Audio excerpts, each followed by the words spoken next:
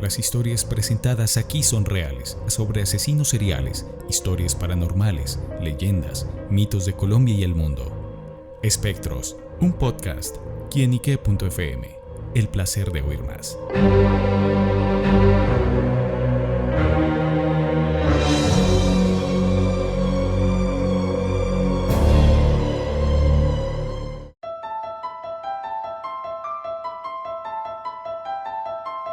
El Exorcista, o al menos su primera entrega, sin duda se encuentra inscrita en la historia como uno de los filmes de terror más espeluznantes.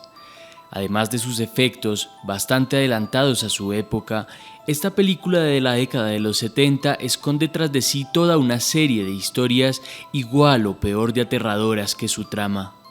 Empezando por aquella que inspiró la novela El Exorcista, creada por el escritor y director de cine William Peter Blatty, personaje que también estuvo a cargo de plasmar el macabro relato de la posesión demoníaca y exorcismo de Regan McNeil,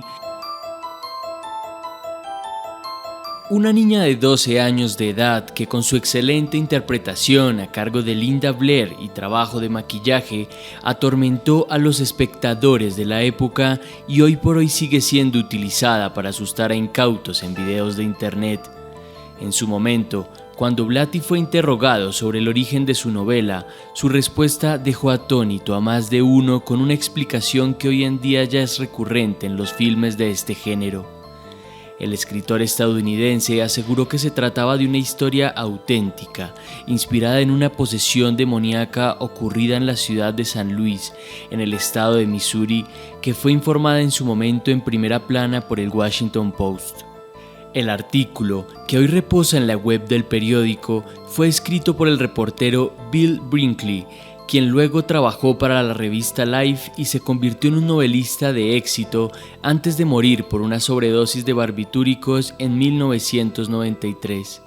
Lo cierto es que solo el título es capaz de helarle la sangre a cualquiera. Sacerdote libera al niño del Monte Rainier, reportado como retenido en las garras del diablo. A diferencia de la película, el texto periodístico contó la historia de un niño de 14 años al que las autoridades católicas anunciaron haber exorcizado con éxito de una posesión demoníaca. Según Brinkley, para expulsar al diablo se requirió entre 20 a 30 sesiones de exorcismo, durante las cuales lo frecuente era que aquel niño explotara en una virulenta rabia, gritando, insultando y profiriendo frases en latín cada vez que el sacerdote alcanzaba los puntos culminantes del ritual de 27 páginas. Te mando, quien quiera que seas, espíritu inmundo, y a todos tus asociados obsesionados con este amigo de Dios, dame tu nombre, el día y la hora de tu salida junto con alguna señal. Fue una de las citas del mencionado ritual en el artículo. 2 meses duró el proceso que tuvo que pasar aquel infante para expulsar de sus adentros lo que sería una entidad demoníaca, tiempo durante el cual se mantuvo internado con el sacerdote que practicó el ritual y que declaró, al igual que en la película, que en varias ocasiones la cama del niño se movía súbitamente sin ninguna fuerza lógica que lo explicase. De igual manera, se reportaron episodios en los que las frutas de encima del refrigerador salían disparadas sin razón hasta estrellarse contra la pared. El encargado religioso fue un padre jesuita de 50 años, experto en la lucha contra el maligno.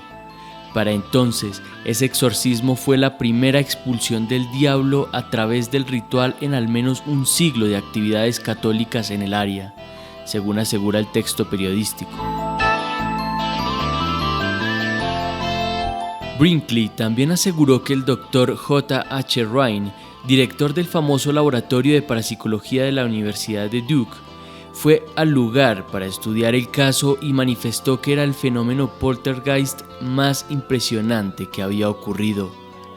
El artículo, fechado el 20 de agosto de 1949, informa que el exorcismo empezó en mayo de aquel año, luego de que la familia agotara todos los esfuerzos médicos y psiquiátricos para curar al afectado.